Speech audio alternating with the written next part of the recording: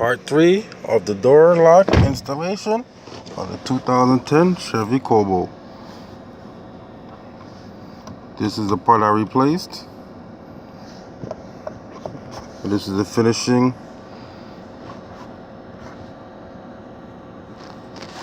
of everything. Looks good. Lock, unlock, lock. The unlock part is a little tight. I don't know why. It works. You just gotta push it, but I guess you gotta put some pressure to it. Shouldn't be like that, but that's how mine is. Really simple. Lock, unlock, lock, unlock, and obviously it works in all the doors. So this is part 3 of the video of it installed and working well. Thanks for watching. Have a great day, night, or whenever you're watching. Thanks.